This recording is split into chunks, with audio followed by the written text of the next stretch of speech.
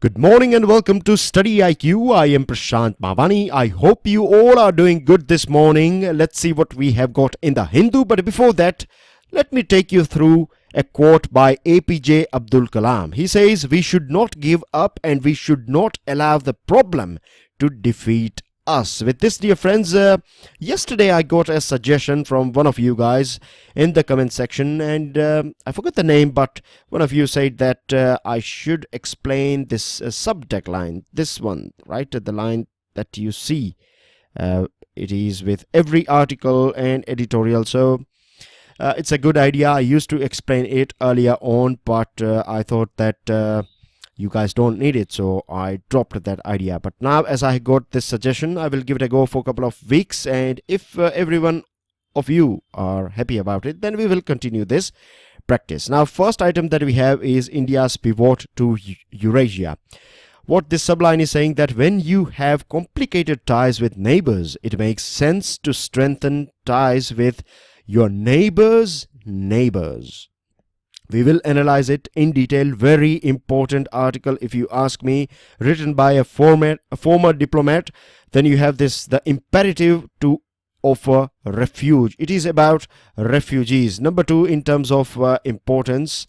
And the subline is saying that, or the tagline is saying, why India urgently needs a national asylum policy. That means we don't have a national asylum policy yet. What are the things that are going on around the world? And today is 20th June. It's a very important day as far as refugee is concerned. We'll explain and we'll go through all these important details. Then you have this editorial, Talaq in Jammu and Kashmir.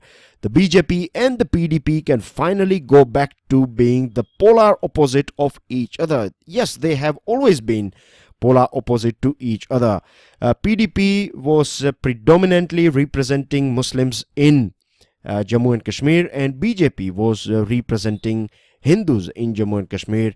Now, of course, we are a secular country, but we know that in reality we find people, they are divided based on religion, based on region and other things. It's sad that this alliance has finally, there is a split, or this honeymoon or this marriage is over between this BJP and PDP.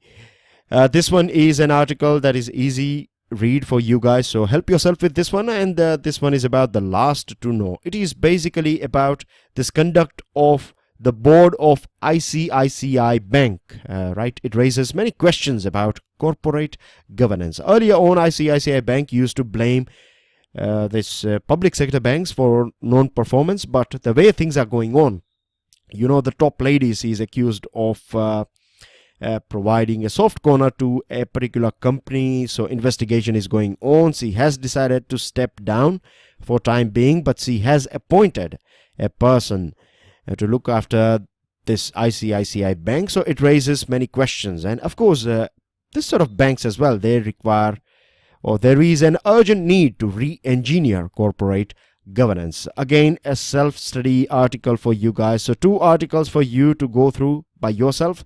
And here you find this article. It's about let's talk more action.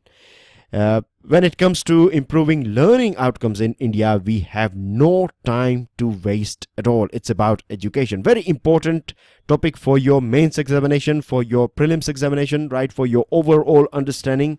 So number one, number two, number three, and this one is an interview of the vice chairman of Niti Aayog. He talks about NPA problem, disinvestment, and why we need to focus on all those things that can become our, or that are our competitive advantage as far as global market is concerned. With this, dear friends, as you have got a good idea of what we have on our table, let me introduce all of you to our pen drive and tablet courses. For various different exams, we do offer pen drive and tablet courses.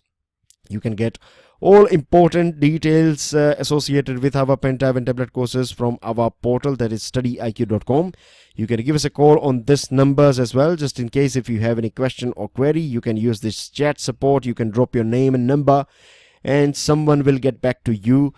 So make sure you check it out. And good news for all those students who are preparing for UPSC Prelims 2019. This is a golden opportunity. It will keep you in discipline, right? You will get periodic test series, 40 test series, the price of which is 6,000 rupees. The actual price is 7,500 but for first few thousand students we are giving it away at just rupees 6,000. To find out more about it, check out testseries.studyiq.com. I have contributed many questions in this test series, and in 2018 65 questions out of 100 questions were there from our test series. So it's a good thing for you, right? If you get periodic test series, it will keep you in line and your preparation will be top notch as well. With this, if you want to download today's lecture, you will get it from my FB page or Twitter handle. And dear friends, do share this lecture with other people as well, right? The reason I say is that because there are so many students out there, they require this sort of guidance on regular basis. They are not aware about it. Now you guys are brand ambassador, right? It's easy to download, right? I do make sure that things are as smooth as possible for you guys, but I just request you guys to share this lecture. It would be a sort of help that you can do. It's a sort of aid that you can do to me and to StudyIQ. And if you genuinely learn something from today's discussion, then don't forget to hit the like button. Now the picture that you can see on your screen is you can see 8 leaders or 8 different countries. You can see Narendra Modi here, right? So you have 1, 2, 3, 4, 5, 6, 7, 8 countries. These countries are SCO member countries, Shanghai Cooperation Organization. Now let me introduce or take you through a brief history of this SCO. Earlier on it was known as Shanghai 5. It came into existence back in 1996. Earlier on it used to have 5 members, as you can see on your screen: Russia, China, Kazakhstan, Tajikistan and Kyrgyzstan. It came into existence, to be precise, 26th April 1996. Then in 2001, Uzbekistan was allowed an entry. But before that, let me tell you the main objective of this Shanghai 5. The main objective of Shanghai 5 was that, China is sharing border with so many different countries. If I'm not wrong, it's somewhere around 13 to 14 countries with which it shares its border. You know it very well that China is having, even today, this border issues with India. It is having border issue with Bhutan. Remember Doklam case? And then you have Doklam. And then you have Japan. It has got this Shinkazu Island case. You have ASEAN countries, South China Sea case. So China basically used to have, and even today as well, it is having problems, border disputes with many countries. So China decided that let's stop fighting, or let's stop arguing with countries like Russia, Kazakhstan, Tajikistan and Kyrgyzstan. Let's, if we have to give up a little bit of land, then that's fine, but we can develop good economic relationship with these 4 countries. So this was the main objective, to resolve boundary disputes between China and all these 4 countries. And then later on in 2001, as I told you, Uzbekistan got its entry, and since then this group of 6 members was known as, it got a new name, Shanghai Cooperation Organization. This is its old logo, as you can see on your screen. Now since early days, Russia has always supported, Russia has always said this thing, that India should be part of this group, and China later on started pushing for Pakistan's membership to this SCO. So last year, 9th June 2017, India became a full member along with Pakistan. So this is the reason why you have 8 members in total. I hope things are clear to you now. Now this is what SCO looks like today. This royal blue color represents all the countries that are part of this SCO, right? Ignore this sort of things, right? You see that part of POK is given away to Pakistan. It's fine, just ignore this sort of not so correct map. But let's focus on other important items. So you can see royal blue color represents all these important member countries of SCO. Now apart from this, earlier on, the main objective was to resolve this boundary disputes. Later on, it was about security, but now it is more than that. It is about political. It is more about focusing on political, economic, and security. Right? These are the three main things on which SCO is focusing at present. Now, as you know that in 2017 we got full membership, and Pakistan also became a full member. So at present, SCO represents, this is very important figure, 50% of world population. You have India and China together, they make 40% of world population. Then you add Pakistan and other countries, so we touch 50%. So it itself indicates that this is a very important group. The other thing is total means SCO represents somewhere around 25%, right, of world GDP, gross domestic product, and this is population. Very important figures for you guys. Remember, this indicates the importance of SCO, how important this SCO is. Then apart from that, if you see its geographical extent, you see Indian Ocean is covered here, you see Pacific Ocean is covered here, you see Arctic Ocean is covered here, part of Eurasia, part of Central Asia, right, part of East Asia and South Asia. So it's a very huge and important group. Now, as far as India is concerned, right, SCO's relevance for India lies in geography, economics, and geopolitics. The other thing that I would like to add here is that as you can see the tagline, right, the person who has wrote this article, P.S. Raghavan, he is a former diplomat, and he says that when we have complicated relations with, when we have, of course we know that we have complicated relationship with China, with Pakistan. So when relations with your neighbors are complicated, it makes sense to strengthen relations with your neighbors, right, with your neighbors. And this is something that we have talked about in our foreign policy as well. When I say we, I mean to say our country has said this thing in our foreign policy, that extended neighbors are very important for our country, for India. And when we say extended neighbors, you can say Afghanistan, you can say Central Asian countries. We were talking about Central Asian countries to be more precise, but it's not just Central Asian countries, it's other countries as well, right? Like say for example ASEAN countries are also part of our extended neighbors, so we give huge importance to it. Now the thing is, we cannot directly access Central Asia because we have Pakistan in between. Pakistan has not allowed us to use this, to use its land route to connect with Afghanistan or Central Asian countries. But anyways, nowadays we are going for another option. See, this blue line indicates this older standard cargo route. After the fall of USSR, right, Soviet Union, the optimal development of India's relations with Central Asian countries has been constrained by the lack of overland access through Pakistan and Afghanistan. But now we have this international north-south trade corridor, Mumbai.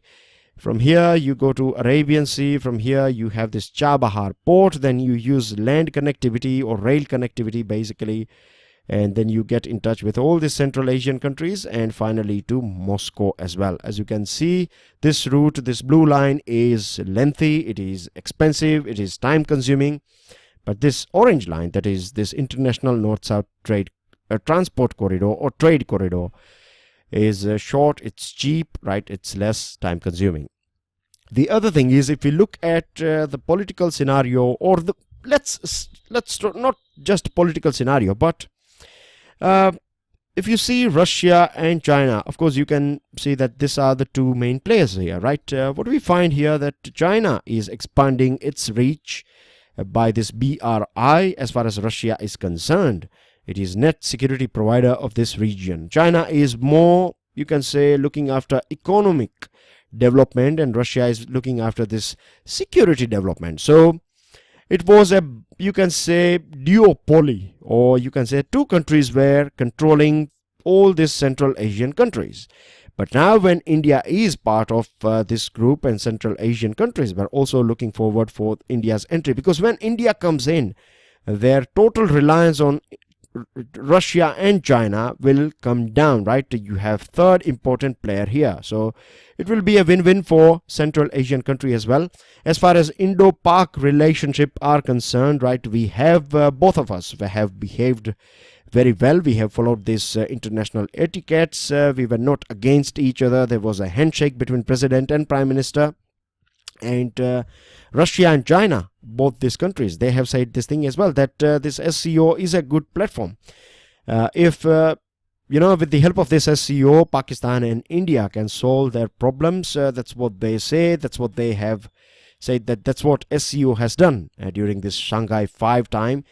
But we have to keep this thing in mind, that our relationship and our history and other things are totally different than Russia and China. But anyways, yes, I do agree that there is a ray of hope because you have this RATS, right, regional anti-terrorist structure. Very important. Remember that this is associated with SCO. You may find questions in MCQs about RATS and SCO, or you have to identify agencies and the groups with which it is associated. So RATS belongs to this SCO. RATS stands for Regional Anti-Terrorist Structure. Together we are going to be on the same page when it comes to RATS. It is part of SCO because we are now full member. We will share intelligence, right? And this is how it works. Security and stability is looked after by sharing intelligence. And here you have 2 items: criminal activities as well as terrorist activities. Intelligence pertaining to these 2 items are shared between SCO members. As far as defense partnership is concerned, right, together we are going to take part. Our troops, Indian and Pakistani troops, are going to take part in a military exercise that is going to be held in Russia. The good thing about SCO is that it is not anti-Western. Remember, there is a difference here: anti-Western and non-Western. Anti-Western means opposing USA, France, UK, or European countries.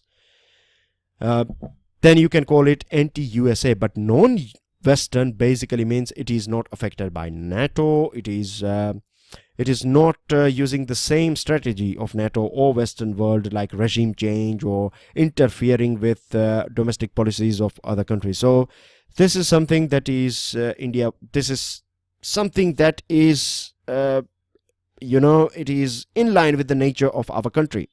There are a few challenges for India as far as SCO is concerned. You see that USA is going to step out. Mr. Trump has said that he is not going to be a world police. USA is not ready to, to continue its role as a global police or a watchdog. So if USA is stepping out, then China will expand its dominance. So this may tilt this whole balance towards China. So this is a challenge that India is a bit skeptical about. With this, dear friends, moving on to another item. Now, SCO has been thoroughly explained to you, right? Now, if we get anything, it will be just add on. Remember the date. Today is 20th June, and today is World Refugee Day as well. Now, the reason I said remember this date is because just in case if you want to revise SCO, then you have to look for this lecture. The other thing is that today is World Refugee Day, and this is a petition that is going on, #with refugees. It's my humble request to all my dear students to do shine this, with refugees campaign. It's very important. Let me tell you one thing, right? At present, you see thousands and thousands or lakhs of people, right? They are fleeing, or they are forced to leave their houses and their factories and livelihood opportunities, and many times their loved ones as well. They have to leave them behind and they have to migrate to other place. They are refugees. They have to do this thing because of political issues that are going on. But one thing that I'm not trying to scare you, but this is something that we have to be worried about, and this is the reason why we should support this with refugees campaign. In future, we are going to, because of this climate change, right, we are going to face water crisis, we are going to face other crisis, natural disaster or natural resources crisis. And because of this thing, either us, right, we might have to shift to other parts of the world or our future generation. So it is very important that we show this act of charity, this humanitarian touch should be promoted by us. So please do sign this with refugees. It's by United Nations, and at present we have some 2 lakh refugees living in our country. As far as India is concerned, you see that South Asia is affected by this Rohingya regional refugees crisis. Bangladesh and India, we have in India we have some 40,000 Rohingyas, and in Bangladesh they have some 6 lakh Rohingyas. We have talked about Rohingyas just a couple of days ago, isn't it? Now the thing is, if you go back to the history of our country, we have provided refuge to asylum to Tibetans. We have given asylum to Sri Lankan people, even though we have not signed this 1951 Refugee Convention. Right, we have no domestic asylum law as well, but we have provided refuge to needy people. This reminds me, because I'm from Gujarat, and when we were growing up, we used to study this story. It's called Sugar in Milk. In Gujarati, it is called Dudhma Sakar. So, Dudh basically means milk, and Sakar means this sugar. So, Parsis, right? Parsi community. The contribution of Parsi communities. It's not just about Tatars, but you will find that Parsis are very peace-loving people. They are very productive. They contribute to our community, to our economy. In all aspects, you can say that they are very lovely people, like other communities, of course. Now, Parsis, right? They landed at Sanjan. Sanjan is a place in Gujarat, right, some 1,200 years ago. And when they came in, at that point of time, there was a local king. He said that we have a local community living here. And basically, this Parsi communities, these people who arrived, right, they added sugar in the milk, and they said that the way sugar mixes up with this milk and it sweetens the milk, in the same way Parsis will mix up with this community of Sanjan or Gujarat, and it will sweeten it. And the reason why I'm highlighting this thing is that people normally nowadays, we feel that allowing refugees is basically inviting troubles. Not at all. You have this case of Sanjan and Parsis, right? And see, when people are fleeing, it's not that only poor people. We have to understand this thing, that it is normal people like you and I, right? Hardworking people who have aspirations and other things. They have family and everything, and they are forced to leave because of this dangerous situation in their countries. Anyways, back in 2016, September 2016 to be more precise, 19 September to be precise, we signed this. We became signatory to this United Nations Summit for Refugees and Migrants, and you have some points here. Help yourself with it. Of course, you are going to download it. It's very easy to understand. New York Declaration, and it's very important. Again, New York Declaration is pertaining to this refugees and migrants. So it talks about all these important things. Now, this New York Declaration also talks about this global compact on refugees, and its 2 objectives are, first one is ease pressure on host countries, and the second one is enhance refugee self-reliance. This is very important. This is a bit of problem in our country. Now the thing is, if we talk about at global level, you find that most of refugees, 80% of refugees are living in developing countries. So it is extra pressure on this developing country. So we need more finance, we need more support from developed world. The other thing is, in India we don't have any proper law, right? There is a bill called Asylum Bill 2015. This is a private member bill, was pushed by Shashi Tharoor, but as far as this asylum is concerned, we don't have any proper bill. So we need a law for it. And one of the most important thing that we have to understand, that we need to come out with this uniform documentation. We need to come out with proper law that provides essential services as well as livelihood opportunities. Just imagine that you can teach, right? Just let me give you my example. Say, for example, I can teach, right? Not that good, but a little bit. I can do a little bit of teaching, right? Now, just in case if I'm forced to leave India and to go somewhere else, right? Then at least I can survive by teaching people, right? I can teach students or school boys. I would be able to survive. I would be able to make a little bit through which I can support my loved ones. But what happens in our country is that refugees are not provided with this livelihood opportunities, and then they are exploited by this middleman and this brokers and other people. With this, dear friends, this article is about less talk, more action. It is about education. You know it very well. There are so many reports out there that talks about that in our country, school education, or many times in college as well, students are not learning, and every moment that we don't act on this big problem, what we are doing is we are wasting precious time of our children or our youngsters. Now, this article talks about 5 important things. First of all, we need to clear this thing. What do we understand by good education, good quality education? Is it just about ranks? It is just about passing one class and moving on to another class? Or is it something more than that? Is it about value, about looking after environment, looking after people, your good behavior, paying your taxes, and all these things, right, are part of good quality education. But this should be presented. The other thing is teachers training, very important. Untrained teacher is not going to help.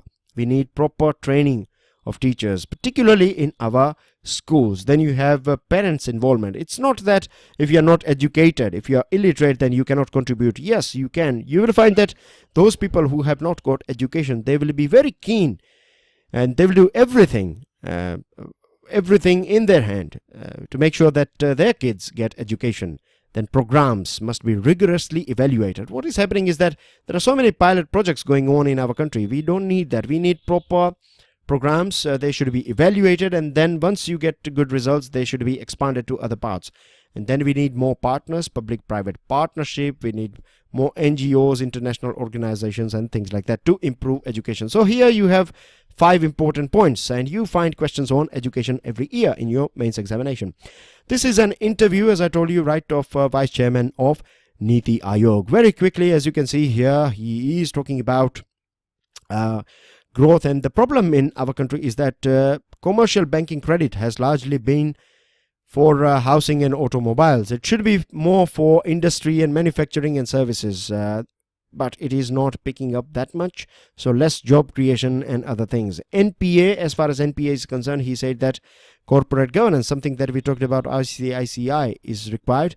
And he also talked about this lazy banking. That means not looking after your risks and other things. And this was termed by, the terminology was coined by Rakesh Mohan. He talked about this lazy banking, what lazy banking is all about. Then he referred this PJ Nayak committee, which is associated with NPA, and he talked about GST. And this is a very important point here. People are talking about oil tax and other things, but we have to go through the figures. You have 90 lakh businesses that are registered under GST, but only 67 lakh pay their GST returns. So if we want to reduce this oil tax, then first of all, we have to make sure that everyone is complying. Everyone is paying their playing to this.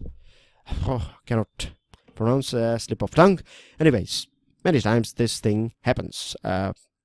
So right, many people are not following basically this, or they are not paying their due tax share, and this is the reason why you have this sort of scenario in our country rather than this sort of scenario, right? Broad base. We need to expand the base of tax. And he talked about global economy. He has talked about this competitiveness, right? All those things like gems and jewelry are the things in which we can excel. So we should focus on all these things based on which we can expand our exports and we can expand our global share. With this, dear friends, these are your important news items, right? Let me tell you about this thing. India to defend GSP. GSP stands for Generalized System of Preferences, and USTR stands for United States Trade Representative. Many meetings are going to take place. Recently, our Commerce Minister was in USA, and this month in June we are going to have some meeting. In August as well we are going to have a big meeting. So trade relationship, we are trying to expand it with USA, and here you have other news items. Right, all you have to do is open up your The Hindu newspaper and go through all these items in detail. I have provided you headlines here. That's everything in today's discussion. These are your answers. These are your 2 new questions. And dear friends, again, make sure you make the most out of our pen drive and tablet courses, and this will help you. This test series is very important. Thank you very much for your support. It's really encouraging of you guys. Your comments are really motivating me to work more and more to bring as much as quality as possible. Again, do share this lecture. Don't forget to hit the like button, pass your comments and your answers. God bless you all. Enjoy your day. Stay motivated. Jai Hind.